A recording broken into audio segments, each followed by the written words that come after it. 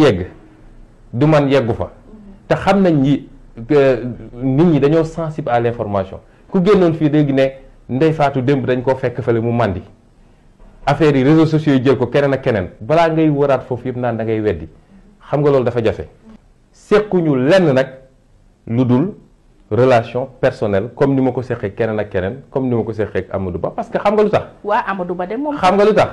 for naa ci wewu béy na ñu naan booy Amadou Ba. waaw xam nga léegi sax bàyyi rek bu njëkk ba dañ doon wax Amadou Ba nekk si gannaaw xam nga rek Sénégal mais xam nga lu andi loolu yëpp dañoo bokk impôt et domaine direction générale des impôts et domaines la ñu bokk liggéey di xëy di ndekkeendoo di añandoo donc nu may toogee ba tey ma naan diw xaw ma ko parce que gis nga maag Amadou Ba dañoo am des relations humaines rek kon nit ñi il faut ñu admettre loolu xam nga li ñu bëgg li tubaab naan manichéisme jógewu ma ci asamaan daanu fii laa juddoo yaroo fi màggee fi durant les 43 ans yi ma dund damaa dajeek ñu bëri xamanteek ñu bëri ñii depuis lycée la ñii depuis collège la ñii depuis ñoo bokk fondo ñii ñoo bokk administration c'est pas parce que tey dugg naa politique damay xëy ne loolu yépp musul am góor du doxalee noonu.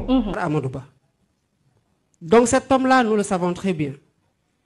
L'expérience de gestion, ok, mais l'expérience de Amadou Ba, personnellement, j'en veux pas. Je veux pas d'une expérience de violation des lois, d'une expertise en coup bas, d'une expérience dans les malversations, les détournements. J'en veux pas. Amadou Ba, c'est un collègue ou ancien collègue à nous. Ñu am ak ñoom comme des rapports de collégialité. yu rafet. Non, c'est-à-dire les gens veulent que nous déployions des attaques personnelles contre X ou Y. Wala bu ñu demee bay xeex seen xeex ci biir ne waaw yow da ngay jàppale diw ci suuf parce que doo attaqué diw parce que diw du la attaqué loolu seen xeexu biir la. Non, c'est-à-dire les gens veulent que nous déployions des attaques personnelles contre X ou Y. Wala bu ñu demee bay xeex seen xeex ci biir ne waaw yow da ngay jàppale diw ci suuf parce que doo attaqué diw parce que diw du la attaqué loolu seen xeexu biir la. Qu'une nation ne se bâtit pas sur la haine et l'adversité, la colère et les calomnies, les invectives et les médisances, les subversions et les transgressions. Pour être durable et vivre en paix, une nation se construit avec l'énergie, l'amour de soi et des autres, nourri à l'aune de l'amour inconditionnel de la patrie. C'est avec cette résonance positive que l'on peut créer des synergies vivantes et dynamisantes, source de vitalité, de créativité et d'épanouissement pour le plus grand nombre. Quelles que soient nos colorations politiques et nos ambitions personnelles, la devise du Sénégal nous enjoint de garder présent à l'esprit que la séparation est une illusion, que la conscience de l'interdépendance est une sagesse, puisque nous formons un tout indivisible, un peuple, un but, une foi.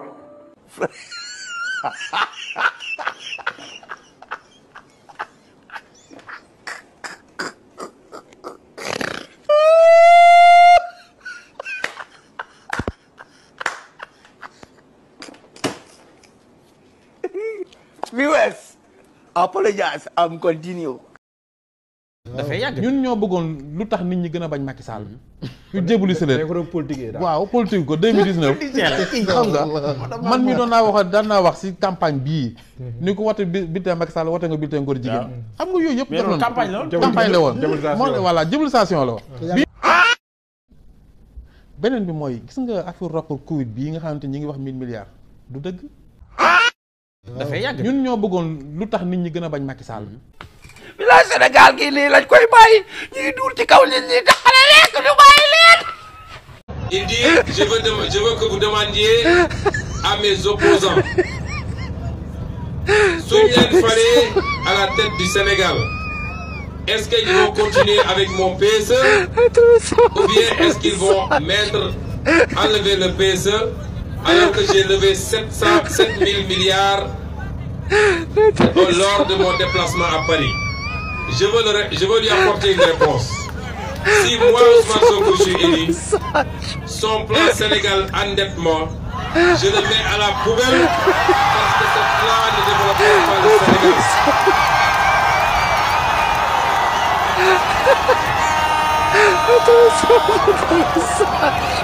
Et je réitère le défi que je lui ai lancé.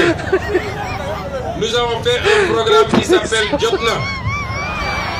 Jotna, ça veut dire simplement Water Running, ça veut dire Water Sita, parce qu'on ne peut pas continuer comme ça au Sénégal. Lui, il a quelque chose qui s'appelle Plan Sénégal émergent. Nous, on ne veut pas de cela.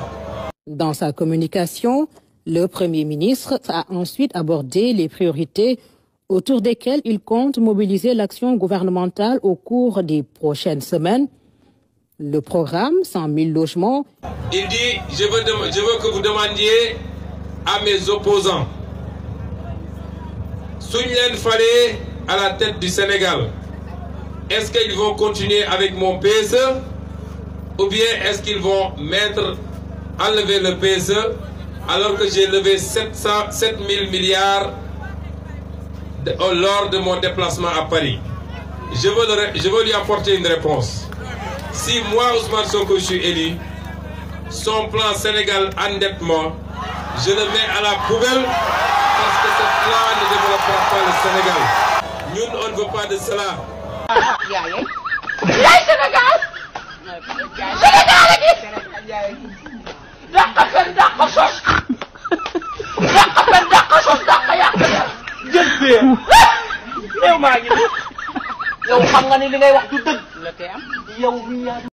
Alors ñun daal danoo xëy ak Fonds monétaire international FMI am yenn xibaar yu jóg xam nañu ne Fonds monétaire international moom mission jeex na fii ci Dakaru en tout cas liñ ci génnee ci xibaar ak presse bi yëpp xëyee ko mooy les nouvelles autorités dafa mel dañu mujj endosser ce qu'on appelle le plan Sénégal émergent bi ñu doon wax ne dañ ko fi jëlee teg fi le projet mu ngoog kon l'État en fond avec le Fonds monétaire international bi nga xam ne plébiscité na le PSE alors laaj bi mooy fan la projet bi jaar kon.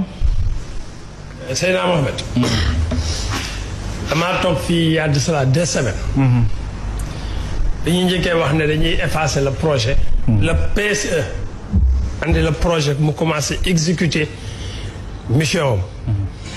man na la damay ragal ñu dem ba ci biir ñu jël PSE bi di ko doxal. làqoo ko projet bi ñu naan affaire yaa ngi dox fekk PSE lañ def continuité bi di ko doxal xool ay manquement wu PSE bi écarté ko mais di doxal PSE bi tout le temps en utilisant le nom projet wax naa la ko fii defe naa yaa de cela 2 semaines et tout le temps je le répète parce que bi ma dégloo le premier ministre Ousmane Sonko di wax naan ñu ngi def ay conclave pour finir les axes et la vision du projet man dama ne y a un problème. parce que képp kuy laaj réew da nga koy laaj ci baatu programme. quand on parle de programme da nga koy jaay askan ne leen lii de laay jaay lii laa bëgg yore réew mi ci axe bii lii laa ciy def côté bii lii laa ciy def. quand on parle de projet un projet a un but bien déterminé comme un but à court terme et à long terme ça dépend ci pàcc yi nga ciy jël mais tey dama doon wax naan le bilan immatériel du président Macky Sall et son gouvernement moom mooy les manquements yi nga xam ne moom mooy les manquements du projet.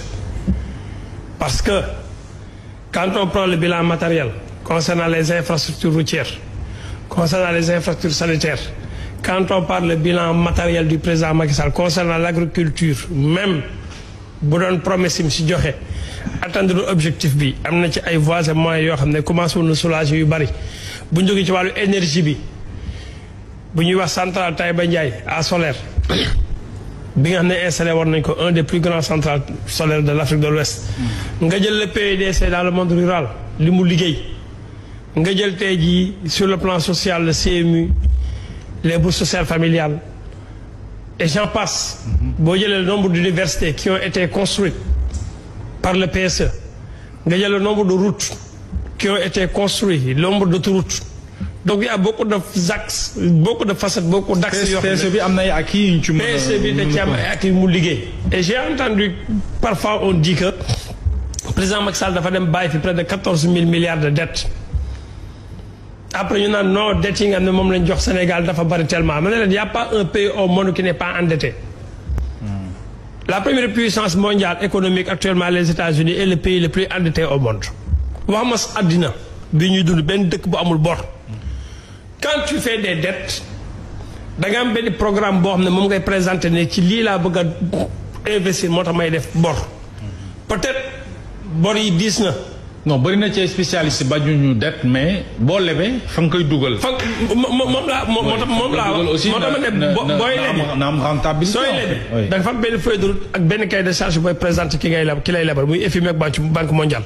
soo leen joxee sa cahier de charge ne leen ci lii laa bëgg dugal li ngeen may lebal ñoom aussi dañuy am seen approbation dañuy am seen kaddu bu ñuy dugal ne la kat dañ lay orienté ñoom it ci jaarale nii parce que ñoom jotaat seen intérêt ak seen xaalis moo leen di amal njëriñ. mais tey dette yi nga xam ne le président Macky Sall def na ko ba bàyyi ko fi.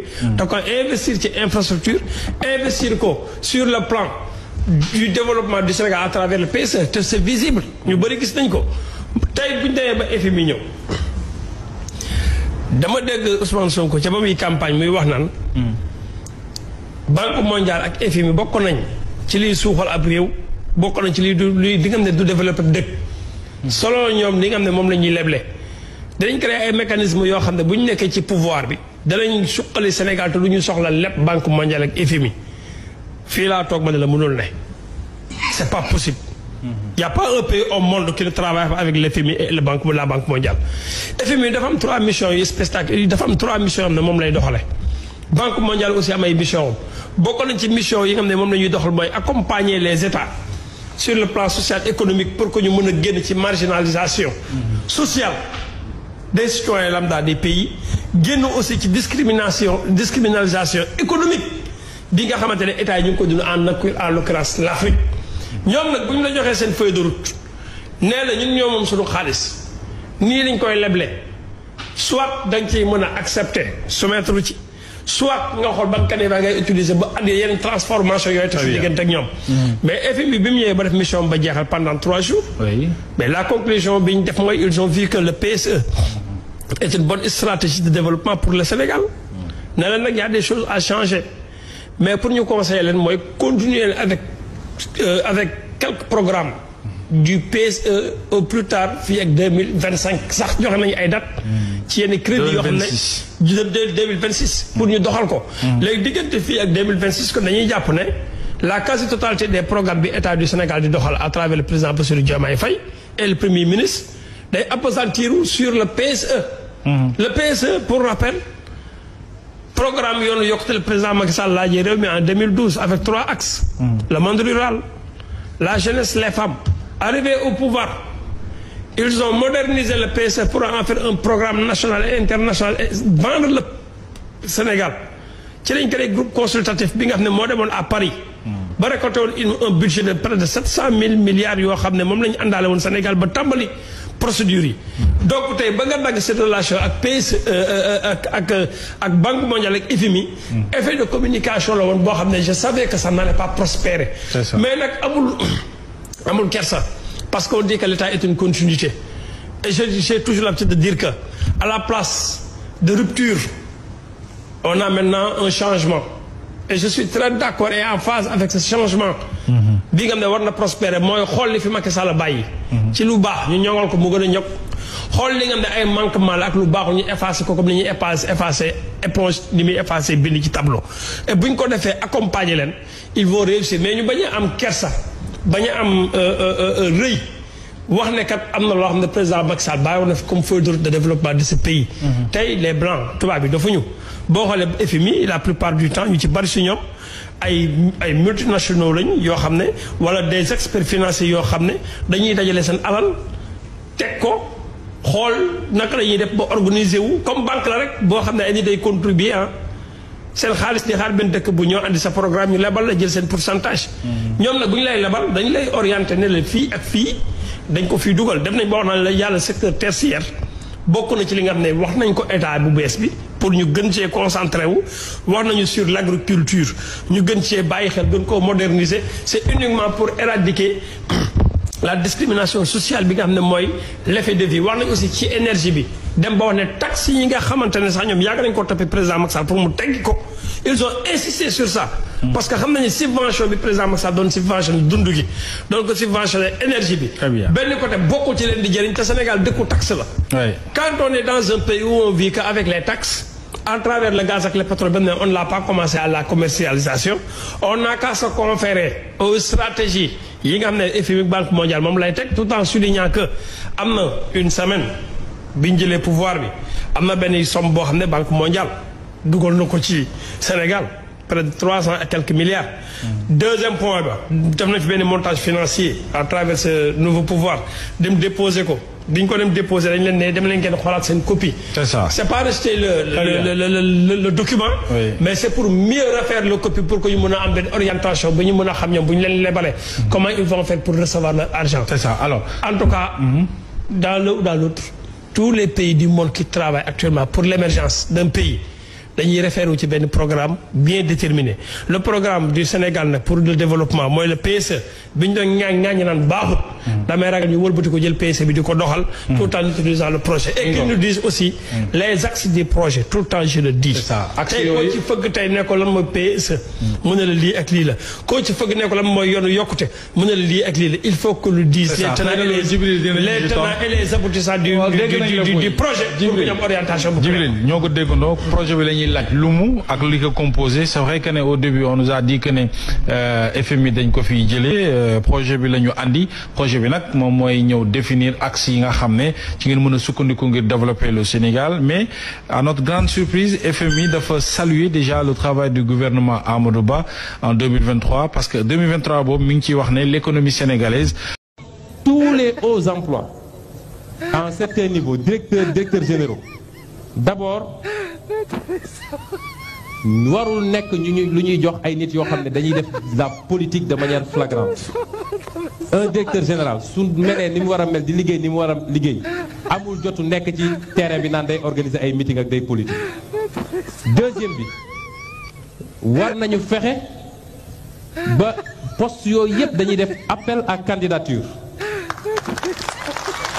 soo demee Togo Côte d'Ivoire léegi pour nekk directeur général impôt domaine wala douane dañuy def appel à candidature daal di génne des critères xool sa njub xool sa cursus sa ancienneté xool sa compétence ñu def une sélection boo xam ne comité bi koy def ay nit yu autonome lañu su dee 50 ñoo déposé woon ñoom dinañu sélectionné ba génne ñetti dossier mu leen de ñett ñi c'est les meilleurs ñu doog ko teg ci table président de la République ne ko am nga possibilité choisir ci ñett ñi mais bàyyi ko rek mu xool ku ko neex parce que moom laa bokkal wala moo ma jege wala moom li ma bëgg ci politique na ma ko defal loolu musiba la yooyu yëpp bokk na ci ay mesures yoo xam suñ ko dajalee defe naa pouvoiru président de la République nañ ko wàññi. mais xale bi buy fenn ko tey fenn ba nëpp yow nga ñëw barki de moo ñaay fen kàcc rek fenn ba nëpp xale boobu. ña nga àndaloon ci naaj wi di xeex ñoom ngay àndal gouverner loolu moo am États-Unis mais ànd ak ay nit xeex ñu ñëw ba ñu gañe ñu ni noonoo ña toogoon ci kër gi nañ ñëw ñu def concours ñoom ñun ñëpp ñu àndandoo ñu tànn kuy loolu amul benn réew bu mu am ñi nga àndal xeex ñoom ngay àndal gouverner loolu moo am ci réew yëpp temps yëpp ñi ngi yëkkati seen làmmiñ di kawte nit ñi naan ñii leen waxoon nit ñi defuñu ko loolu amul benn réew bu mu am boo demee États-Unis novembre la ñuy def élection yi suñ defee élection yi novembre ñu may président bi falu ñaari weer may ko tamit ki nga xam ne mooy dem mooy lan ñu commencé takk seeni sac ak seeni carton pour waajal dem ndaxte kii ñëw day ñëw indi ay nitam ku falu ànd ak ña nga doon xeexal falu loolu mooy dëgg mais yow taxaw di xeex nit ki bam gañe la nga ne non nañ tegaat poste yëpp ñu xëccoo ko loolu amul fenn il faut qu'on dise des vérités loolu amul fenn dañ leen a bëgg a nax bu leen ko nangu ñu ne non léegi poste yi nag moom lañuy teg ci table ji ñu def appel à candidature man d'accorduma ci loolu nag man sama xalaat la man de duma ko def man su ma gañee ña ma àndaloon gañe su ma amee ay responsabilité ñoom laa koy dénk bu ñu échoué ñu dàq ñu jël ñeneen loolu mooy dëgg waaye nag am ku nekk ak yow am lu mu man ñu seeti keneen ku nekkuloon ci groupe bi ñu jox ko man jàpp naan loolu c'est pas juste donc aujourd'hui li ma siy teg aussi li ma siy teg mais c'est la même chose moi je l'ai dit au ministère de l'éducation parce que nous sommes dans le secteur de l'éducation ministère éducation dafa am beaucoup de postes yu fa nekk yoo xam ni ña fa nekk ñëpp gis nañ leen ñuy politique doon politiqual nguur gi fi nekk di leen politiqual ba nguur ga ñàkk ñu bëgg ñoom ñu toog fa parce que nee nañ am nañ ay compétences déedéet am na yeneen ku fi man dara am na keneen ku ko mën tamit man li ma gëm mooy ñooñu dañ leen faa war a jële loolu laa gëm man nañu seet dëkk bu nekk ña fa nekk bokkoon ci xeex bi ba gagné te am ay compétences ñu jox leen postes yi loolu laa gëm man loolu laa gëm. muy ay lanceurs d'alerte ñu gën leen a protéger ba fépp fu ñu fekk luy yàqu ñu mën ko wax te dara leen ci fekk. parce que am na bunt yoo xam ne suñ ko ubbee kenn ku ne mun na xëy tey daal di jël listam def ci ku ko neex jox procureur spécial mu wala naan la ay kat bi ngay dawal foo ko jëlee ça c'est pas de la justice. li ëpp ci ñun wuutewuñu trop ak ñi ñuy ŋàññi tey ba bëgg leen fi jëlee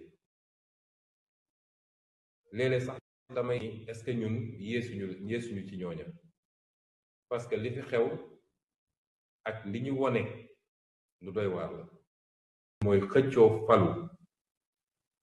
palu man maa war a toog su dul man du keneen wone na ni li ñu dese bëri na trop lu mu wone lu firndeel ni wutewu ñëw gaa yi trop li ma gis ci Pastef sax gisuma ko ci yeneen coalition yi ndax Pastef rek ngay gis ku ñu ne tànn ñu la rek nga dem woo presse lu la neex nga wax wala nga dem ci Facebook lu la neex nga bind loolu gisuma ko ci PDS gisuma ko ci APR gisuma ko ci réew mi gisuma ko Pastef rek laa ko gis